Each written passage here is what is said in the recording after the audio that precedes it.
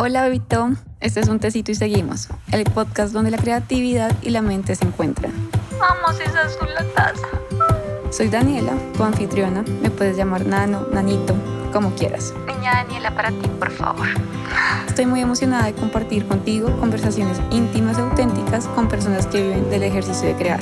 Si usted desea café, también hay. Dígame qué quiere tomar. El mío es el té, ¿el suyo cuál es?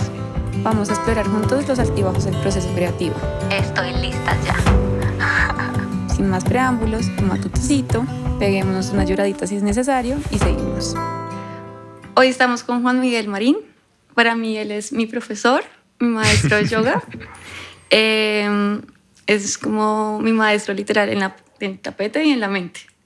Y por eso decidí que estuvieras acá como en el primer episodio. Y me gustaría que nos contaras normalmente, pues voy a decir como, cuéntanos quién eres para las personas que no te conocen, pero yo recuerdo una clase tuya de meditación que nos pusiste a decir quiénes éramos en una palabra. Uh-huh. Y tú no dijiste la palabra. Entonces te llegó la hora de decir en una palabra quién eres y pues ya cuéntanos después ya. En una palabra, ¿quién soy?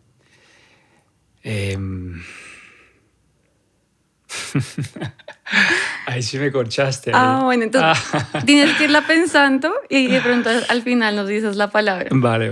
¿Listo? Vale. Entonces cuéntanos quién eres, qué haces. Pues Dani, además yo te digo es Dani, pero me acabo de enterar que te gusta que te digan Nano. Me dicen Nano desde que tengo como 3 horas de nacida. ¿Y por qué Nano? Porque ¿quién es de acá el entrevistado? Ok. Pero bueno, es una historia muy corta. O sea, yo nací, mi mamá llegó a la casa conmigo y le dijo a mi hermana, ella es tu hermana. Y mi hermana, no, ella no es mi hermana, es un nano. O sea, un enano, porque ella creía que yo iba a nacer como de su tamaño. Okay. Y entonces es como, desde ahí soy nano.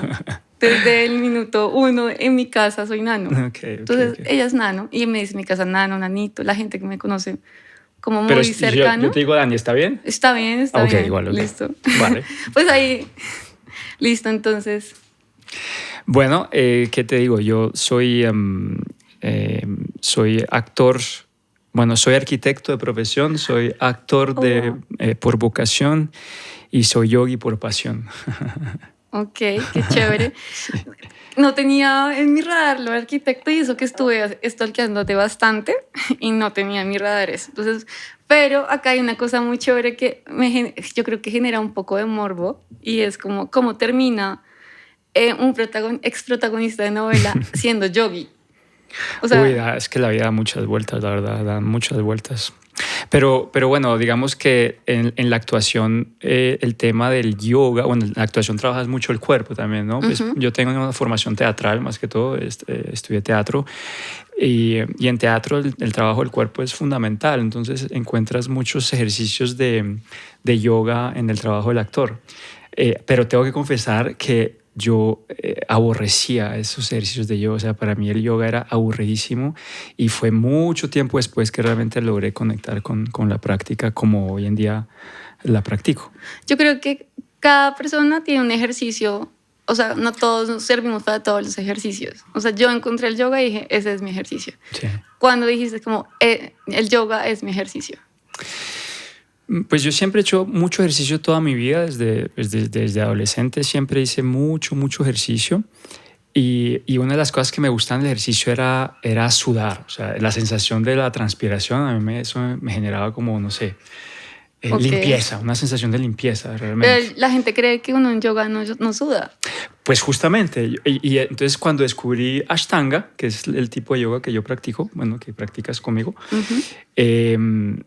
yo nunca en mi vida había sudado tanto cuando hice mi primera práctica de Ashtanga Yoga. O sea, mi tapete literal era un lago. Wow. Y yo decía, ¿de dónde me sale tanta agua? No puede ser. Entonces, claro, esa parte a mí me generó mucha impresión y directamente me conectó con la práctica física. Porque, pues, obviamente... La mentalidad occidental nuestra nos lleva a llegar al yoga por lo general por esa parte física, más no por la parte espiritual. ¿Y hace cuánto tiempo fue eso? Eso fue en el 2016. Ok, hace un montón ya. Hace 8 añitos, 9 añitos más o menos. No, no tanto. Yo digo, yo llevo 2 años y medio juiciosa y estoy muy lejos de... No, tú tienes una muy buena práctica, además eres muy flexible. Bueno, que también es bueno y malo. Yo soy flexible, pero no fuerte. Y bueno, el caso es que hay una cosa que me gusta mucho que tú siempre nos dices en clase y es que siempre el tapete es el reflejo de la mente de uno. Y yo tengo 2 momentos muy específicos que recuerdo que digo como, carajo, mi mente estaba tal cual como estaba mi práctica. Uno es que yo estaba... Hay una postura que es la más difícil para mí de todas, que se llama Marishasana C, D, es la D. Y yo me acuerdo que yo estaba ahí súper, es como una torsión que uno toma en el brazo así, bueno, es una, búsquenla. y es muy difícil, o sea, para una persona, sí. O sea, yo soy elástica y para mí es súper difícil. Y yo estaba ahí toda retorcida y tú siempre como que ayudas a llegar a las posiciones y tú me dijiste como suelta todas las tensiones y yo estaba, no podía, o sea, era como... Pero después, cuando me dijiste eso, como que caí en cuenta de... Bueno, también siempre dices que hay muchos tipos de meditación y una de las meditaciones es yoga. Entonces, de una fue como hacer como que me dijiste eso y yo estaba así toda tensionada y caí en cuenta que mi vida entera estaba esa semana así, como... Y fue como... Y ya, trin, agarré como tenía que agarrar bien. Entonces, a mí, pues para mí eso, como esa y otras tantas que me he caído en cuenta, pero cuando tú dices como la cabeza está de primeras y uno tiene que estar como en otra cosa, como que siempre como que caigo en cuenta de que mi cabeza está así. A mí me gustaría que me contaras cuál ha sido el reflejo más confrontante que has tenido en tu tapete y tu vida. Sí, yo pienso que en general para todos los seres humanos, y es algo que digamos que en la práctica he venido descubriendo, es el miedo a la muerte. Y ese miedo a la muerte, que lo menciona mucho Patanjali en los Yoga Sutras, va relacionado con muchas cosas. El miedo a la muerte no solamente es el miedo a la muerte como tal, sino el miedo a la fragilidad, a la enfermedad. Digamos que yo tuve un referente un poco fuerte para mí que me generó, digamos, una cierta obsesión con el trabajo físico, y fue la enfermedad de mi madre, que tuvo una enfermedad física muy, muy dura, muy difícil. Y eso a mí me generó mucho impacto, ¿no? O sea, me confrontó por primera vez a la muerte como tal y a la fragilidad del ser humano. Entonces, a mí eso en principio digamos que fue un motor, por así decirlo, para escapar a una realidad que pues no vamos a poder escapar ninguno. Pero paradójicamente el yoga me permitió conciliarme de alguna manera con esa fragilidad. El yoga te permite justamente abordar una práctica, en este caso física, desde tus debilidades, desde tu fragilidad, y abrazar esa fragilidad. Y yo, si no mal no recuerdo, como el último klesha es el miedo a la muerte. Ajá, Abhinivesha se llama. Tú fuiste entrando como... O decidiste como pensar como ese es el que más me toca, o cuáles son los otros, que nos cuentes un poco cuáles son los otros y cómo si ¿Pero también te acuerdas de los kleshas o no? Ay, no hice la tarea completa. Los kleshas son los 5 sufrimientos. Las aflicciones de la mente. Me sé las otras cosas, esas sí como que me las sé, los kleshas no me los sé. Entonces hay kleshas que se llaman, que son, por así decirlo, buenos y malos. Entonces, pues el primero que es... perdón, estoy hablando de los kleshas, no estoy hablando de los britis. Esos son los que me sé. Bueno, okay. No voy a dictar. No, pero la los tarea. kleshas están ligados, sí. Pues digamos que el fundamental es avidya, que es la ignorancia. Y de ahí parte todo, desde la ignorancia es que se da todo. Entonces, ese miedo a la muerte está ligado a esa ignorancia, porque estás frente al vacío, frente a la nada, frente a lo que no sabes qué va a pasar. Y yo pienso que en la sociedad en la que vivimos hoy en día, que es una sociedad que constantemente nos impulsa a hacer cosas, donde el no hacer nada está mal visto. Entrar en procesos, por ejemplo, de meditación, de espiritualidad es mucho más difícil, ¿no? Porque hay muchas cosas que pasan por la cabeza. Hoy en día, cuando te dicen meditación, la gente dice mente en blanco, y no es eso. La meditación es imposible, ¿cómo así? Exactamente, nunca va a pasar de esa manera.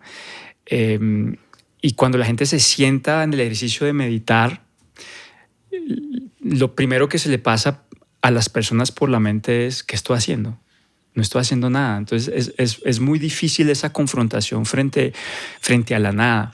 Y en el caso, por ejemplo, lo que decías del tapete y el espejo que eso genera, es justamente, por lo menos en Ashtanga, porque en Ashtanga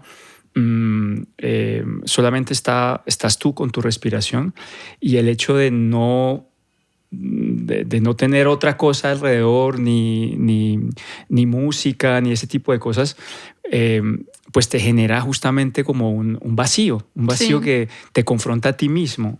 Y es muy difícil cuando tú te ves al espejo y que ver la realidad de lo que eres asusta, da mucho miedo. Yo iba a empezar a decir que un rompehielo, pero no hubo, que era como café o té, que obviamente ya se acabó el café del señor. Pero el otro era yoga con música o sin música, que es eso que estás diciendo. Sí. Obviamente. Pues en mi caso es sin música. Yo sé que hoy en día la música en el yoga la ponen mucho. Es muy chistoso porque, mira, hay una clase en las noches antes, la de Juan, y es todo como estrellitas, luces, lindos, sonidos, es de sound healing, todo, uno sale todo. Y luego uno entra a la clase de Juan, es como sin música, la luz prendida, o sea, es como la realidad. No, es otra cosa. No, igual a mí me encanta. Sí, no, pero yo no tengo nada en contra de la música, ni mucho menos ni de las clases de música. No, para nada. Simplemente que, digamos que en Ashtanga justamente buscamos ese silencio y esa escucha interior, y esa escucha de la respiración, y que la respiración se vuelve un objeto de meditación. Entonces, lo que hablábamos ahorita, vivimos en un mundo que hay tantas cosas alrededor que nos cuesta mucho concentrarnos en algo. Entonces, lo que buscamos es, en esta práctica, concentrar la mente en algo. La respiración, por ejemplo. Entonces, si la cabeza está oyendo otras cosas, pues pierdes esa conexión contigo. Entonces, por eso también les digo, voltéense, no miren al espejo, no miren para afuera, miren para adentro. ¿Sí? Que es otro tema que tenía pensado hablar contigo, es como el autoconocimiento, como que cuando uno hace yoga o sube una montaña o bucea, estás contigo y ya, o sea, nadie más. Y pues creo que esas tres cosas son las que más amo hacer últimamente, entonces es como, voy a lo mismo, a estar conmigo mismo y ya. Y me gustaría que hablaras como que para un artista, un creativo, es súper importante conocerse, porque realmente mucho de como la inspiración es como lo que está dentro de uno. Entonces me gustaría que nos contaras como que hablaras del autoconocimiento en la meditación y cómo eso ha cambiado también tu ejercicio de actor. Sí, digamos que a pesar de que lo que te digo de la mente en blanco, pues no es posible, uno lo que busca es, o por lo menos lo que yo busco es como poner el lienzo, tensar el lienzo en blanco. Ese lienzo en blanco donde uno va a empezar a dibujar. Tú que dibujas, conoces esa sensación que estás frente al lienzo en blanco y dices, bueno, ¿qué hago ahora? Pero primero tienes que tener el lienzo en blanco enfrente. Por lo general es muy difícil llegar a ese lienzo en blanco. Entonces, para mí el yoga es una manera de tensar el lienzo y ponerlo en blanco, de alguna manera, para empezar a partir de ahí a trabajar en mi trabajo como creador y como actor. Qué chévere. Y yo quiero retroceder un poco y es como, no sabía que habías estudiado arquitectura. Sí. Estudiaste arquitectura y luego fuiste actor, entonces ¿cuál fue esa transición? Porque digamos que mi papá es arquitecto y él siempre quiso ser artista. Y es en realidad un ser de mente. O sea, es demasiado hippie de mente el señor. Y O sea, pero entonces siempre estuvo frustrada por no ser artista, porque le tocaba en esa época hacer algo que se Que debía fuera hacer. útil. ¿Ese fue tu caso o como, o sea, arquitecto, actor y luego yoga? ¿Cómo es esa transición? No, justamente yo muy en el fondo de mí, al principio yo quería ser músico. Yo tocaba piano cuando chiquito, me encantaba y la música me encantaba, pero yo pienso que la sociedad muchas veces está hecha de una forma en que tú sigues unos paradigmas y unos parámetros que te llevan y es más fuerte que tú. Entonces, yo estudié arquitectura porque, digamos que mezclaba un poquito, yo vi el pensum de arquitectura y había un poquito de dibujo, un poquito de escultura, entonces había un poquito de arte y al mismo tiempo era una carrera que, pues en el momento, como dices, es bien vista, es una carrera, puedo vivir de eso, entonces, bueno, por alguna manera darle gusto a la sociedad, a mi familia y lo último que uno piensa es en uno. Y por eso estudié arquitectura. Y ya muy poquito tiempo después de haber empezado la carrera me di cuenta que me había equivocado pero bueno, mi personalidad, mi manera de ser me llevó a terminar la carrera. O sea, estudié casi 6 años porque perdí un semestre de arquitectura y me la zampé toda, la saqué, pero terminé y dije yo, esto no lo voy a hacer en mi vida. O sea, esto me sirvió mucho porque lo agradezco muchísimo, me dio una estructura en muchas cosas. Justamente la creación de un personaje está muy ligada a la creación de un edificio, por ejemplo. Hay mucha estructura ahí también dentro, entonces todas esas cosas me sirvieron mucho para entrar después en el mundo del teatro y de la actuación. Pero digamos que lo tomé como, sí, una etapa de mi vida que me aportó muchísimo, pero bueno, se quedó ahí y ya. Ok, súper. Hay algo que yo siento que se habla muy poco y también es como el motivo de este podcast, es como que todos estamos rotos en realidad.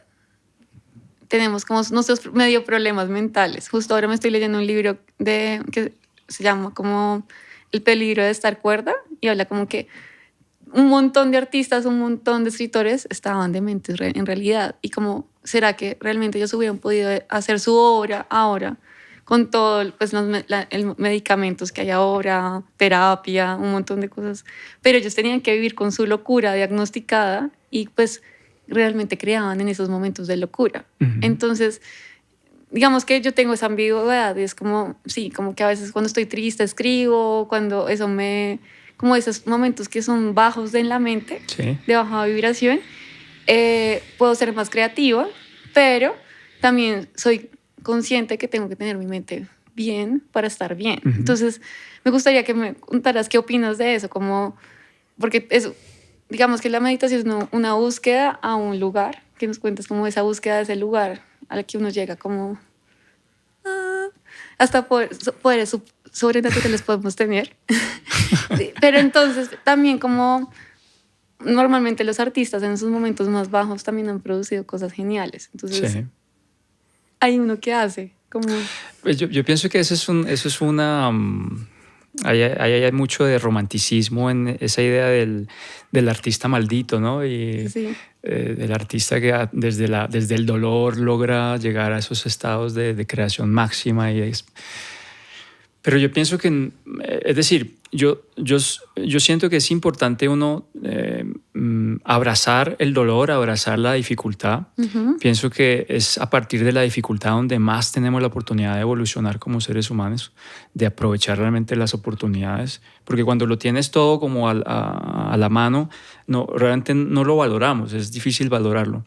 Pero cuando tienes que realmente afrontar las dificultades y realmente abrazar ese dolor, es ahí donde realmente la vida te muestra su verdadero valor. Entonces pienso que es importante no dejarse derrumbar por esas dificultades, pero tampoco se trata de sumergirse en ellas y a partir de ahí mejor vivir mi vida y decir que gracias a ellas es la única manera de crear o de estar de alguna manera en modo de gracia o qué sé yo. yo pienso que hay que encontrar un cierto equilibrio, lo que hablamos un poquito ahorita. No se trata en la meditación de tener la mente en blanco, se trata de observar lo que hay alrededor. Es decir, no voy a hacer abstracción de los pensamientos que llegan a mi cabeza, sino que voy a intentar simplemente trabajar con ellos y a partir de ahí calmar mi mente. La definición que da Patanjali sobre eso, sobre el yoga, es eso, calmar las fluctuaciones de la mente. ¿Cuáles son las fluctuaciones de la mente? Los vrittis, ¿te acuerdas?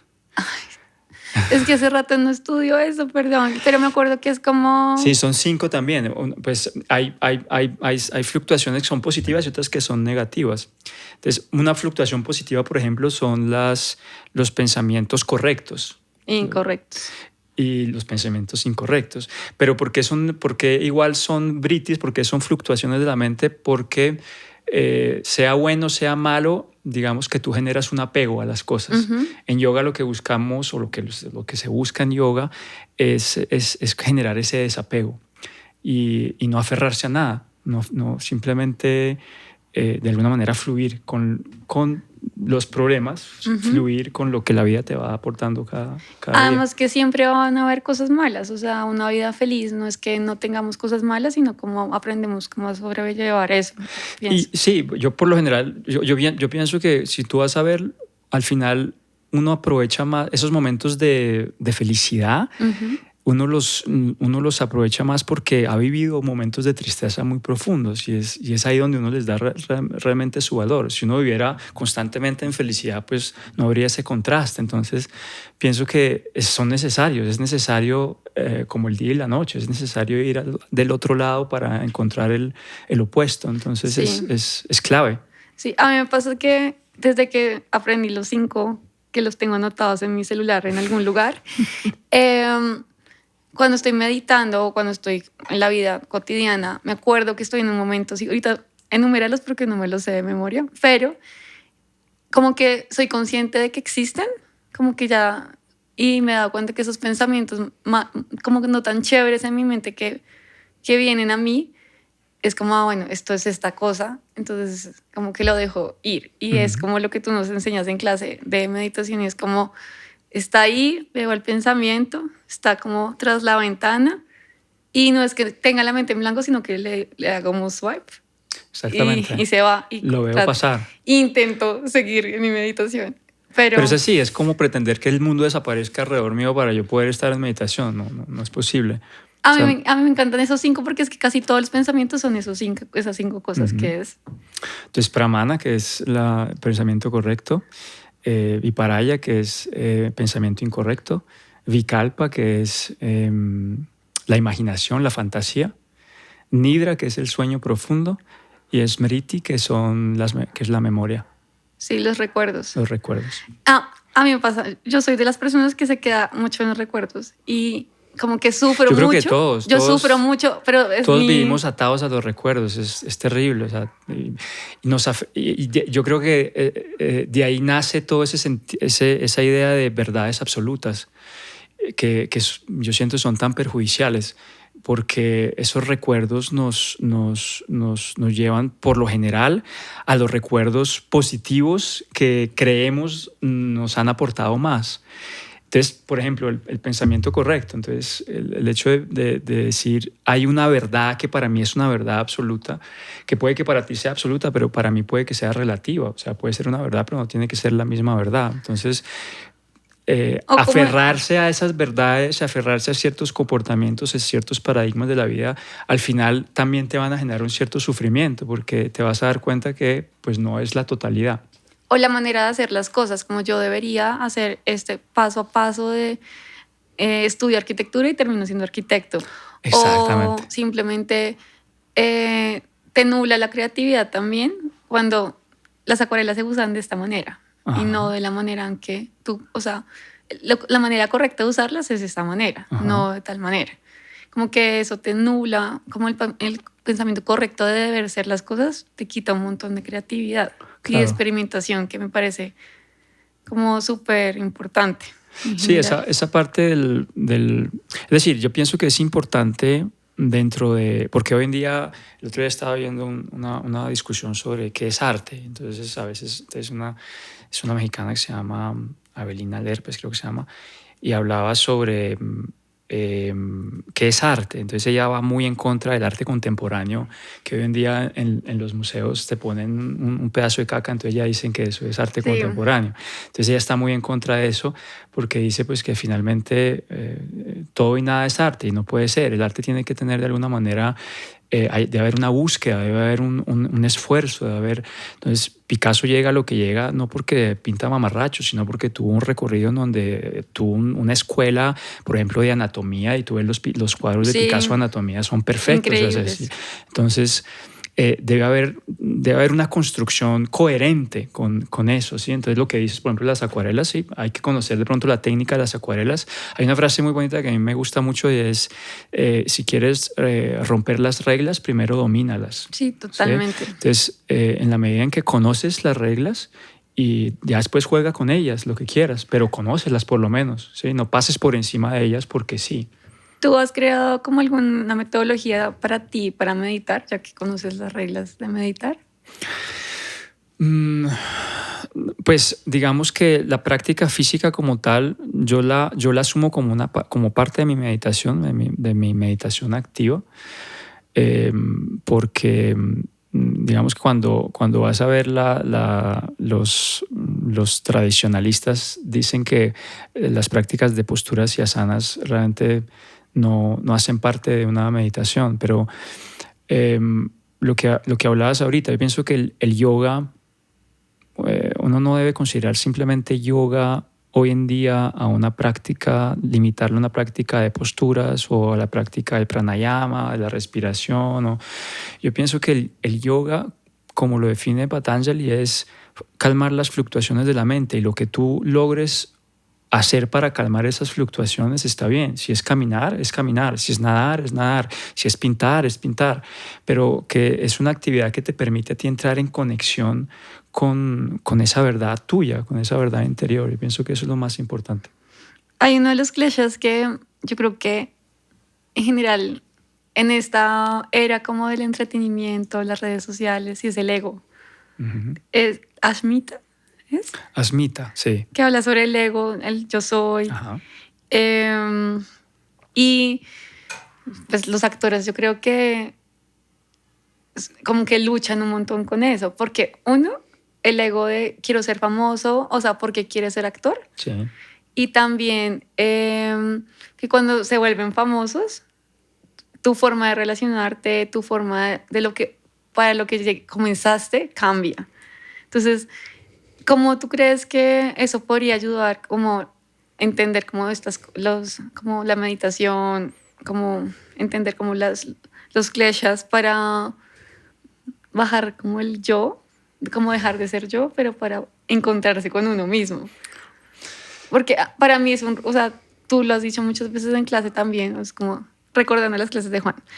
Y es como, sí, uno pone la mente como en quietud. Y ahí se va el yo. Porque entonces viene como, ay, ¿qué tengo que hacer? O sea, cualquier cosa del yo, y uno la retira. Pero luego también uno se encuentra con el yo en ese momento. Entonces, ¿cómo crees que eso puede ayudar a una persona como que tiene el ego como un poco distorsionado hacia como la sombra del ego? Yo pienso que esa introspección que te permite una práctica de meditación, una práctica de posturas, de lo que conocemos por ejemplo, el yoga o lo que hablamos de simplemente caminar o lo que sea, te permite entrar en conexión con tu ser verdadero, Hablamos ahorita de la gente hace cosas, no sabe por qué. O sea, a veces tú le preguntas a un médico, ¿y tú por qué eres médico? No, pues toda mi familia es de médicos y toda mi vida en mi casa han sido médicos. Pero tú le preguntas realmente a esa persona, ¿pero tú realmente querías ser eso?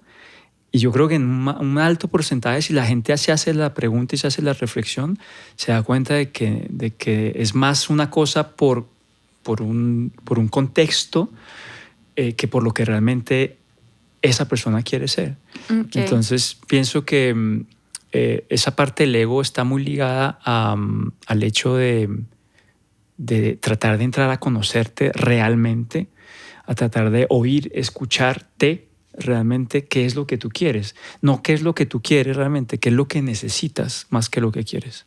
Uy, eso que dijiste es como... bastante difícil de aceptar, porque uno siempre cree... Hay una frase de alguien que leí hace poco y es como, gracias universo porque no me diste lo que yo creía que necesitaba y quería, porque lo que tengo ahora está súper bien. Uh-huh. Y eso es muy difícil de reconocer porque uno quiere muchas cosas, pero cuando no se dan, y es muy difícil ver como la panorámica lineal, histórica de la vida de uno, y es como, todos estos pasos que di me llevaron a este lugar. Pero reconocerlo cuando tú estás atrás es muy difícil. Claro. Es muy, muy difícil. Y más para un artista, es como lo del papel en blanco. O sea, Uh-huh. tú estás viendo en blanco, pero no estás viendo el futuro de eso, Uh-huh. y es muy difícil de aceptar. ¿Qué consejos le darías a las personas que sienten la mente como súper enredada, como abrumada, tal vez como en depresión o sufren de procrastinación o cosas así como que no pueden hacer? ¿Qué consejos les darías o como tips, como ejercicios para como dejar la mente tranquila? Pues es importante encontrar una práctica constante de lo que sea, pero de algo que realmente te apasione. Encuentra algo que te apasione. No tiene que ser yoga, no tiene que ser, o sea, lo que sea. Puede ser cortar, encargarme de mis plantas, pero algo que puedas hacer todos los días, a la que le dediques realmente sagradamente 5 minutos, 10 minutos, el tiempo que puedas, 2 minutos, lo que puedas, pero algo que puedas hacer todos los días y que te enfoque, que te dé un foco, que te dé una estructura, que es algo que tienes, así estés aquí o en la Conchichina, vas a tener que hacer todos los días, porque te permite, la disciplina. Te permite crear un sentido de disciplina. Y yo creo que a partir de ahí, el resto de cosas empiezan como a florecer. Pero es importante como tener esa... es como ir en un viaje, o sea, tú vas de A a B, pero muchas veces nos enfocamos en el punto de llegada o estamos muy, muy, muy contentos del punto de partida y nos olvidamos de el paisaje y de disfrutar del trayecto. Uh-huh. Entonces, no se trata simplemente de ir de un punto a otro, sino que, disfruto también de lo que pasa entre A y B, ¿sí? Pero entonces, en ese trayecto, si tengo una estructura, yo sé que vuelvo a o sea, así me salga, eso es lo que llamamos el Dharma, ¿no? Cuando el Dharma es como el caudal de un río, ¿sí?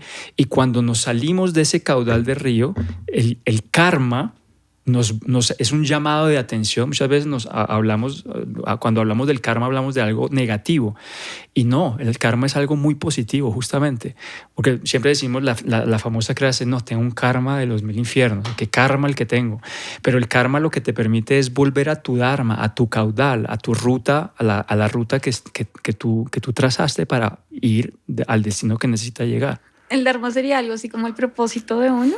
¿O? Sí, el Dharma es como tu propósito de vida. Es eso a lo que viniste a aprender, todos vinimos a aprender algo en esta vida. Sí.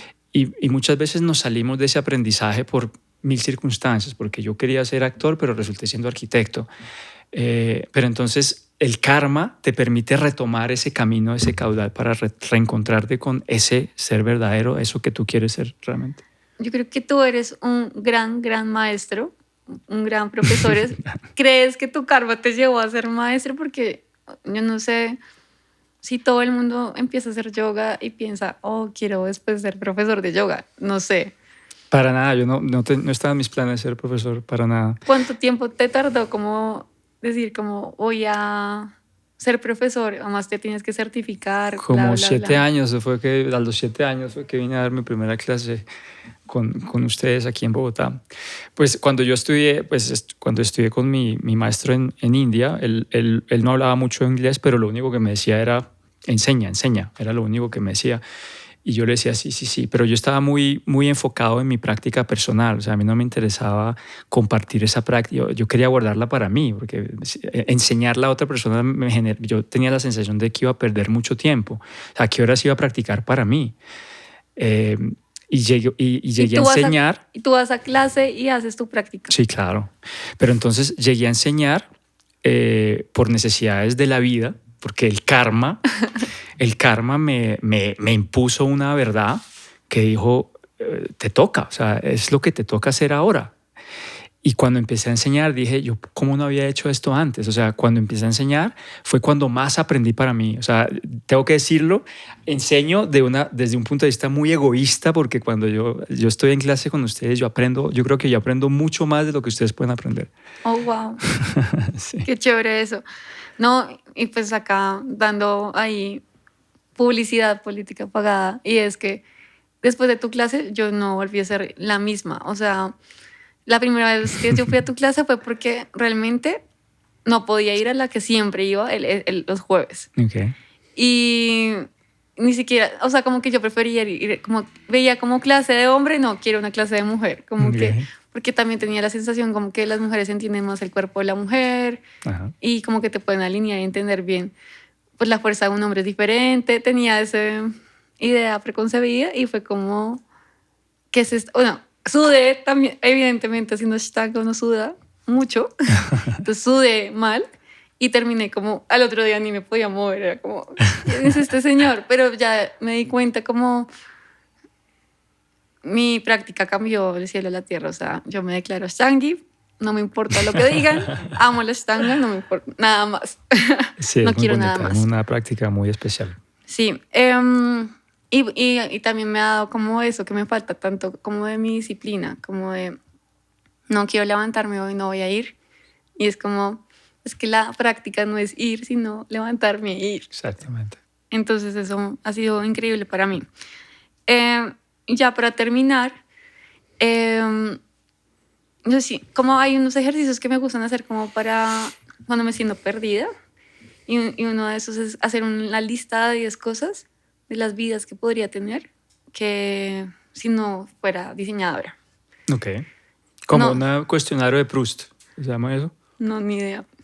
Así le llaman. Bueno, ¿sabes quién es Marcel Proust, el escritor? No. Bueno, es un escritor francés y hacen un cuestionario, creo que es algo así. Bueno, entonces no te voy a decir como un cuestionario, simplemente es 2 vidas que tendrías si no fueras nada de esas 3 vidas que ya tienes. Ok. ¿Cuáles serían? 3 vidas. Bueno, músico. Me hubiera encantado ser pianista. A ver, los dedos. Sí, mira, debo largos. Aplica. Todavía. Un deportista de alto rendimiento. Me hubiera gustado mucho ser futbolista, por ejemplo. Ok. Acá ellos también. ¿Ah, sí? Sí, me hubiera encantado ser futbolista. Y en una época quise ser sacerdote. Oh, wow. Pero muy chiquito, cuando estaba chiquito. Me generaba una cierta fascinación el sacerdote. Me generaba algo así como... Y acá me genera una pregunta, es como si tenías esa fascinación, ¿cómo fue como el chip de decir como el yoga y que es todo lo contrario como la cultura católica? Bueno, es que hay que ser claros en que el yoga no es una religión, el yoga es una filosofía. Entonces no tiene nada que ver con muchas veces, tú sabes que hacemos mantras en mis clases, mantras de inicio, y la gente a veces se me acerca y me dice, ven, es que yo no puedo cantar ese mantra porque yo soy católico. No tiene nada que ver, porque el yoga es una filosofía de vida que está muy ligada a la ética. La religión está muy ligada a la moral. Y digamos que cuando yo entendí eso, fue ahí de alguna manera que me alejé un poco como de la religión como tal. Porque la religión la moral está muy ligada a las normas sociales. A lo correcto e incorrecto. Sí, lo ético está más ligado a esa escucha interna, a esa escucha a lo que tú crees y estás convencido que debe ser. ¿Sí? Entonces, por eso para mí, aunque tengo que decir, yo tengo una formación católica y para mí la figura de Jesucristo es muy, muy importante. Es una figura, para mí es un yogi, el yogi por excelencia. Por dos. Sí. Tengo que decir que la institución como tal, en muchos momentos de mi vida, me he sentido defraudado por la institución católica, por esa parte tan, digamos que tan humana, en donde tratan de... hay mucha desinformación. Aunque yo creo que como en cualquier institución o como lugar. Sí, claro. Como que yo fui cristiana mucho tiempo. Yo digo que soy cristiana todavía, pero no practico. Okay. Y también, pues, evidentemente Jesús para mí es como el más. Sí. No hay nadie como él. Y pienso como que uno no debe idealizar a nadie. Todos somos seres humanos. Sí, exacto. Entonces, y también eso da mucha paz en todo sentido. Como que a mí me pasa que me da mucho miedo mostrar mi trabajo porque idealizo gente que es un referente que me puede estar viendo y es como, no quiero que vean mi trabajo porque no soy como ellos. Entonces, ya ahí estoy fallando. Claro. Y idealizar a un pastor, un sacerdote, un santo, ya ahí estoy fallando porque igual todos ellos son seres humanos que, pues, acá nadie es, o sea, el que tire la primera piedra, el que no ha fallado. O sea, exactamente. Entonces, creo que eso a mí me da mucha tranquilidad. Por ejemplo, en un lugar como un estudio de yoga, la tendencia es como también debes hacer como de una manera, a veces en algunos lugares, y ahí también fallamos, como ir a la exageración y no tener como el propio camino de uno. De acuerdo. Sí, el juego de las verdades absolutas, lo que hablamos ahorita, las verdades absolutas. Y pienso que uno tiene que, sí, tener justamente esa capacidad de, que es lo que tiene el yoga, y es incentivar el trabajo empírico, o sea, la experimentación. Hay tres, digamos que hay tres aspectos en el yoga que me parecen fundamentales, que hacen una diferencia. Uno es la creencia, otro es la fe y otro es un término que en sánscrito se llama Shraddha. Y Shraddha está muy ligado al empirismo, a la experimentación. Entonces, la creencia por lo general es algo que viene a ti por un tercero, por otra persona que te contó algo, pero que tú no lo has experimentado, no lo has confirmado. La fe ciega. La fe, justamente el carácter de la fe es que es ciega. Crees en lo que no veo. En lo que no ves.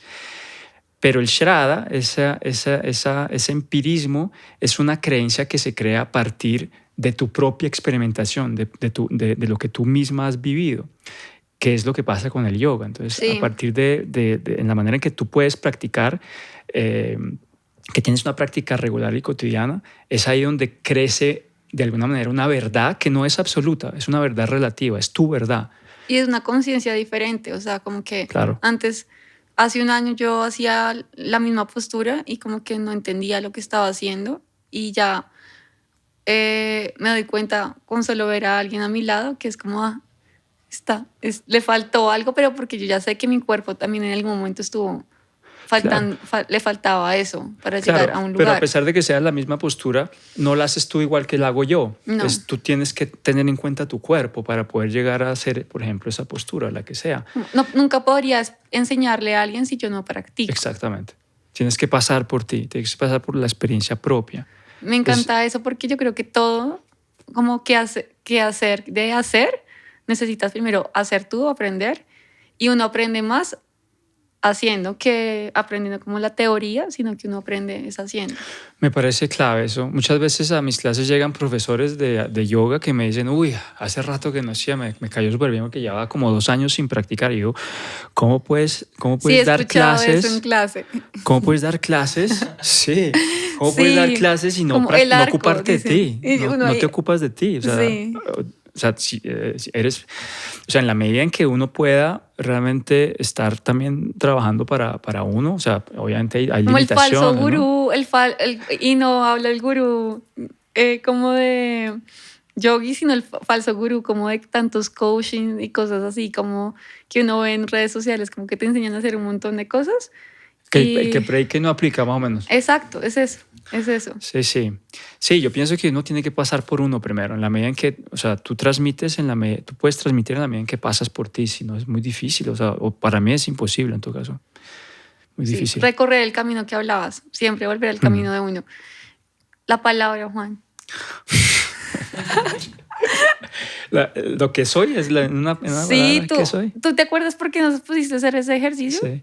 Porque sí, era sí. como para que la gente entienda. ¿Por qué no lo pusiste a hacer? Es un ejercicio simple, es porque, digamos, yo tengo mi maestro de actuación que nos hace trabajar mucho el estar, el ser. Y me acuerdo un ejercicio que me puso a hacer una vez que fue mirar el perro que él tenía. Lo hizo entrar a escena y entonces era simplemente observar el perro y el perro estaba ahí, pero no tenía ningún tipo de pretensión. Pues si tú observas un perro sí. no tiene pretensión de nada. Pero el actor, una vez, en el caso de los actores, entran en escena, es como que automáticamente se empiezan a poner máscaras y máscaras y máscaras y se olvidan completamente de lo que son realmente, como el perro, ¿sabes? Entonces, ese ejercicio que les puse a hacer era eso, porque era una manera de pararse desnudo frente al otro. Es una forma de trata de ser tú sin ponerte nada encima. Porque finalmente, así sea con tu familia, con tus amigos, siempre tenemos una máscara.